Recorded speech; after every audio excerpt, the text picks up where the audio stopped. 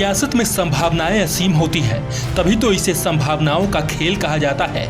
एक ऐसा खेल जिसमें कब कौन सा खिलाड़ी किस दल की तरफ से बैटिंग करने लगे, इसका अंदाजा लगाना तक मुश्किल हो जाता है। और आजकल जो बीजेपी में हो रहा है उसे देखने के बाद तो अब ये लगने लगा है कि सियासी पिच पर बीजेपी की टीम इतनी ज्यादा कमजोर होती जा रही है कि अब अखिलेश के सामने ज्यादा देर तक टिक नहीं सकती है। दरअसल कुछ दिनों पहले बीजेपी के उपाध्यक्ष दयाशंकर सिंह ने ओम प्रकाश राजभर से मुलाकात की थी।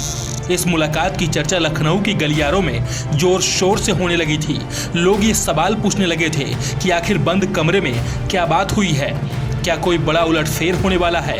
तो आज हम आपको बताएंगे कि आखिर मुलाकात में क्या बातें हुई है और इस मुलाकात का मकसद क्या था। आज तमाम राज पर से पर्दा उठाएंगे। गौरतलब है कि राजनीति करने वाले नेताओं की इच्छा होती है कि उसे भी सत्ता का स्वाद चखने को मिले, लेकिन बीजेपी में रहते शायद दयाशंकर सिंह को ये स्वाद चखने को नहीं मिला। दयाशंकर उस सीट से चुनाव लड़ना चाहते हैं जिस सीट से खुद उनकी पत्नी स्वाति सिंह विधायक हैं और योगी सरकार में मंत्री भी हैं। लेकिन अब दयाशंकर सिंह उसी सरोजनी नगर सीट से चुनाव लड़ना चाहते हैं, लेकिन खबर यह है कि बीजेपी उन्हें लखनऊ की सरोजनी नगर सीट से टिकट नहीं देने वाली है। जाहिर है दयाशंकर सिंह को भी इस बात का एहसास हो गया है कि सरोजनी नगर सीट से बीजेपी टिकट नहीं देने वाली है।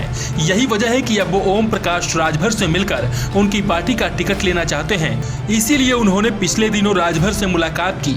जानकारी के मुताबिक उन्होंने राजभर से इस सीट से टिकट की मांग की है। ऐसे में अगर राजभर की सुभाषपा से उन्हें टिकट मिलता है तो ये मानकर चलिए कि सरोजनी नगर सीट पर पति और पत्नी के बीच टकराव संभव है। वैसे भी राजभर तो पहले ही दावा कर चुके हैं कि जल्द ही बीजेपी के सैकड़ों विधायक सुभाषपा ज्वाइन करने वाले हैं। गौरतलब है कि दयाशंकर सिंह की गिनती यूपी बीजेपी के बड़े नेताओं में होती है और अगर वो पाला बदलकर सुभाषपा के टिकट पर चुनाव लड़ते हैं तो ये संभव है कि बीजेपी को करारी हार का सामना करना पड़े। बहरहाल जिस तरह से बीजेपी में नेताओं के जाने का दौर जारी हुआ है उसके बाद ऐसा लग रहा है कि जैसे बीजेपी नेताओं को भी इस बात का एहसास हो गया है कि 22 में बीजेपी की विदाई निश्चित है। यही वजह है कि एक के बाद एक कई विधायकों ने बीजेपी का साथ छोड़ दिया है।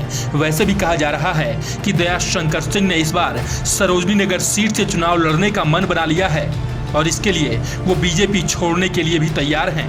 खैर, अब इसे अखिलेश की लोकप्रियता का जादू कहिए या फिर योगी सरकार के 5 साल के विकास के दावों की हकीकत कि अब उनके ही नेताओं को बीजेपी पर विश्वास नहीं रहा है, इसीलिए एक एक कर बीजेपी के नेता उनका साथ छोड़ कर जा रहे हैं। और अगर ऐसा होता है तो मान लीजिए कि 22 में बाबा सीएम योगी की विदाई निश्चित है।